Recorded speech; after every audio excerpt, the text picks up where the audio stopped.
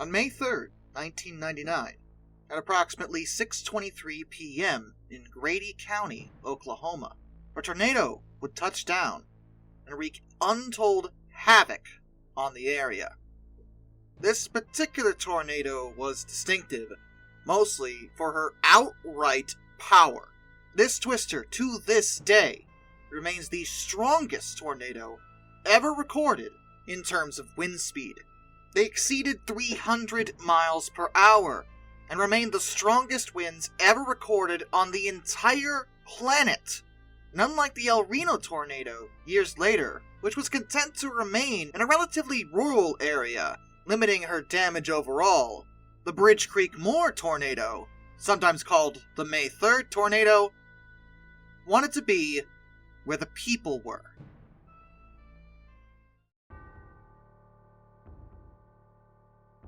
The Bridge Creek Moor tornado was actually part of a much larger outbreak that included nearly 71 tornadoes across 5 states, and that was just on May 3rd. An additional 25 touched down the following day. It was a rough time, to say the least, but none of the other tornadoes were nearly as bad as the one we're talking about. Most of them were between F2s and F3s, but the Bridge Creek Moor one was an F5, the highest on the scale, and I'm sorry, I should probably stop and clarify, since I've never explained it before. What's the, F thing? And last time we said EF. What's happening? I'm confused. Well, it's known as the Fujita scale, and it was introduced back in 1971 by Ted Fujita, a Japanese-American meteorologist from the University of Chicago. The scale was created to rate a tornado's intensity, based primarily on the damage they inflict on human-built structures and vegetation. The Fujita scale remained in use for quite a long time, though in the modern day it's been replaced by the Enhanced Fujita scale, or EF scale, which went into effect in 2007. But this was 1999, so we're still dealing with the original scale. The storm that would eventually spawn the tornado started developing roughly 3:20 p.m. the same day over northeastern Tillman County. Local meteorologists and the National Weather Service had been monitoring the situation in general, and by 4:15 p.m., they did issue a severe thunderstorm warning for Comanche County, but not long after that, they noticed a mesocyclonic rotation, and as such, they proceeded to issue a tornado warning. Just a minute after they did that, a small tornado that was just 25 yards in diameter touched down. In fact, the storm would spawn 14 different tornadoes during its existence, and it was labeled Supercell A.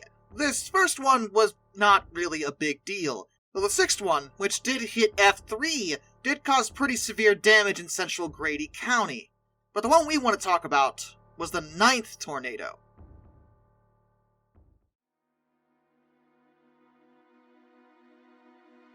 Number 9 touched down at 6:23 p.m., 2 miles south-southwest of Amber. Pretty quickly it was realized this particular one was a bit different from the others. She intensified in strength very, very quickly, and got much larger as she crossed over Oklahoma State Highway 92. She would hit F4 strength, 4 miles east-northeast of Amber. She would develop into what's known as a wedge tornado. Basically, they're nearly as wide as they are tall, and she would vary between 1/4 and 1 mile in width. She moved 6.5 miles, heading straight for Bridge Creek. Once she reached there, that's when she hit, for the first time, F5. And a mobile Doppler weather radar recorded her winds, which hit 301 miles per hour. Some of you may be saying, but didn't you say El Reno hit 302? I thought this was higher than that. And yeah, El Reno hit 302 in a gust. This was sustained, and it is not the same thing. What? The latter is much, much more horrifying. As you can imagine, Bridge Creek stood no chance against this thing. As the twister passed over the town, most homes were, gone. Not damaged, not knocked over, I mean gone, leaving behind only their concrete foundations. And while it wasn't necessarily realized at the time, damaged surveyors noticed that a lot of the debris from the homes were finely granulated, broken into very small pieces, and the trees and shrubs that weren't just ripped out of the ground had their bark completely stripped off. That's how fast the winds were moving. This tornado was not just picking things up and throwing them. I mean, she was, but she was also shredding everything she touched, like a gigantic industrial sander. In Bridge Creek alone, she destroyed 200 homes, and that's not counting the numerous other structures that were damaged. Not to mention tossing vehicles willy-nilly. At least one pickup truck was discovered wrapped around a telephone pole. And in case the sheer power of this tornado wasn't clear to you, on at least one road that she had passed over, it was discovered that she had ripped 1 inch of the asphalt off the road. I repeat, she ripped the asphalt off the road. As she moved past Bridge Creek, she started becoming rain-wrapped, making it a lot more difficult to see her, which is always great. The National Weather Service quickly realized that this was a lot more serious than they initially thought. I mean, yeah, it was a tornado, but this was a rather distinctive tornado. And at 6:57 p.m., they issued the first ever tornado emergency for southern portions of the Oklahoma City metropolitan area. Now, some of you may not know what a tornado emergency is. Well, it's an official declaration from the National Weather Service, and it's associated with something like a tornado watch or a tornado warning. As some of you may already know, a tornado watch is when they kind of want people to be aware that there might be a tornado forming, but they're not sure, so just keep an eye out, don't make any long trips, make sure you're in an area where you can get to safety if need be. It's not a guarantee, but we just want to make sure you know. A tornado warning is when they're pretty sure a tornado's about to show up. That's when they're like, no, there is definitely going to be one, seek shelter right now. A tornado emergency is above even that. In that context, it's when seriously, I don't think you understand this. Did you not hear us the first time? You are going to die. It's a pretty big deal is what I'm trying to say. And they don't issue it on a whim. It has to be for a very good reason. Granted, in this case, yeah, I'm pretty sure it was a good call to do that. The twist turn paralleled Interstate 44, and then moved into McLean County, where she crossed over the highway twice, easing back down into F4 intensity. At 7:10 p.m., a satellite tornado actually touched down over an open field north of Newcastle. A satellite tornado is a tornado that actually revolves around a larger primary tornado. However, the satellite tornado was only ever rated an F0. She didn't really do anything. Kind of like the useless comic relief sidekick to the supervillain, is really where we're at with it. As the actual problem tornado managed to destroy 38 homes and 2 businesses in McLean County alone. She then crossed over the Canadian River and entered Cleveland County, weakening all the way down to F2. But apparently this was to lure everyone into a false sense of security, because just a few minutes later she hit F4 again, and then back into F5 as she entered the city of Moore.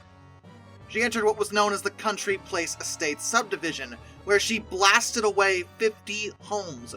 She tossed vehicles nearly a quarter of a mile in various directions, then moving forward and striking the Greenbrier East Lake Estates. And she wasn't done. After dropping back down to F3 briefly, she entered Oklahoma County and re-intensified back to upper F4, probably F5 to be honest. She leveled numerous industrial buildings in that area. And, just to be clear, because some people in the comments on my video about the tornado that hit the train, done quite recently, mentioned how, yeah, that was probably a really safe thing to do, and that, yeah, a locomotive's perfectly safe. Okay, great, see, that's nice. And for most tornadoes, it's probably true, but this tornado found a freight railroad car, which weighed around, I don't know, 36,000 pounds, and threw it nearly a mile! So, I'm not sure that this tornado would have cared about the train. I'm just saying. She crossed over Southeast 44th Street into Del City and moved through a very highly populated area. She then crossed 29th Street into Midwest City and moved across Interstate 40, affecting a large business district. She successfully discovered the Hitteberg Auto Group, which had quite a number of vehicles. 800 of those wound up severely damaged. Many were tossed across the interstate and into several motels. A lot of those motels, mind you, were utterly destroyed. She then moved on to another residential area between Southeast 15th and Reno Avenue, causing even more havoc. But almost as quickly as it had started, it ended. Her strength seemed to fail her almost immediately. Just after destroying that area, everything died down to just F1 and F0 strength, and the most powerful tornado ever recorded then dissipated, 3 blocks north of Reno.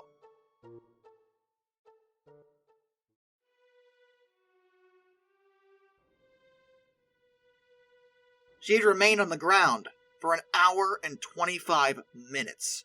The devastation inflicted by this tornado cannot be understated. As I explained when this video began, unlike El Reno, which was in a rural section, this tornado decided to attack places where people lived. To begin with, as a result of everything, as well as other damaged areas due to the fact that this was actually an outbreak, President Bill Clinton signed a major disaster declaration for 11 Oklahoma counties, sending federal aid to assist in rescue and rebuilding efforts. In terms of the actual human element, the twister managed to kill 36 people directly and 5 more indirectly. Now, a couple things to say about that. For one thing, 36, that seems low. And it is, especially given how bad this storm was, but you have to consider a couple things. First of all, this is Oklahoma. And the people that live in Oklahoma kind of understand how dangerous tornadoes are. These people are not fools. Most of them know better, and know to get out of the way if one is coming. They live in an area where tornadoes happen, so they know how to deal with them and know where it's safe to take shelter. That combined with the National Weather Service's choice to issue a tornado emergency, and thereby making very, very, very clear how bad this thing was, probably saved quite a few lives. People were just able to get out of the way of this thing, or take shelter in a structure, like under the ground, where they shouldn't be utterly annihilated. But there was another part of that equation that seemed confusing. 5 more died because of indirect causes. What the heck does that even mean? Well, in this context, it refers to deaths that were caused not by the tornado herself, but by the situation she created. Several of the deaths were, for example, due to heart attacks or injuries that were suffered while people were trying to seek shelter. Getting the immediate medical attention to deal with those particular issues was basically impossible. As such, some people died from that. And there was also one poor man who was uninjured. He had survived, but he returned to his home to find it, and everything he owned, just gone. And he proceeded to take his own life. On top of the 583 people that were injured, the real cost of this tornado was what it took from the people that suffered from it. 8,132 homes, 1,041 apartments, 260 businesses, 11 public buildings, and 7 churches were damaged or completely destroyed. The estimated costs associated with all of this totaled out to $1.2 billion. The first recorded tornado to exceed $1 billion in terms of damages. At the time, she was the costliest tornado in United States history, though she would eventually be surpassed by an EF4 that hit Tuscaloosa and northern portions of Birmingham, Alabama in 2011, but she's another story. Research showed that the early warning issued by the National Weather Service was pivotal in saving lives. Estimations show that the death toll could have exceeded 600 if people hadn't been warned this thing was coming. But they were, showing how important it is to continue studying this phenomena. And as sad as the loss was, and as detrimental as it may have been, people were able to rebuild, and a lot of things were learned from this tornado. For example, a handful of people did decide to take shelter under highway overpasses. However, the Bridge Creek Moore tornado showed why that's actually not really a great idea. Don't do that. The problem, due to a wind tunnel effect, is that it can actually make the winds, stronger? And if the tornado is strong enough, it just doesn't matter. It was found that people who had survived previously by doing this had only done so because those tornadoes were weak. This tornado was not weak. She was very strong, and the overpasses didn't actually mean anything.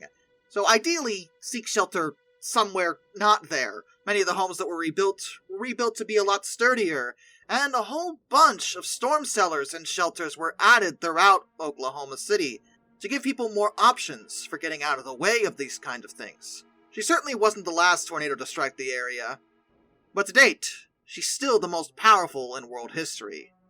And ideally, I think I'd like Mother Nature not to try to top her. I think we're good. You know, you've already shown us this. She was like, look what I can do. And we were like, yes, thanks, that's horrifying! Don't do that again!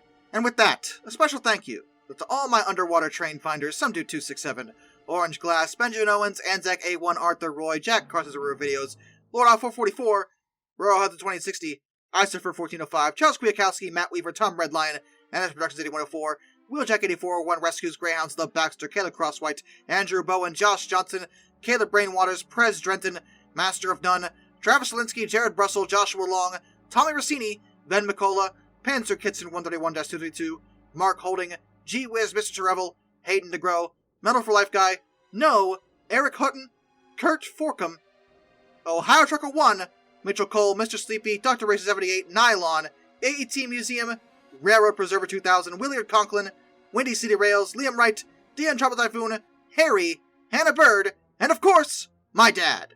Till next time, this is Darkness, and a bit of fun. Farewell.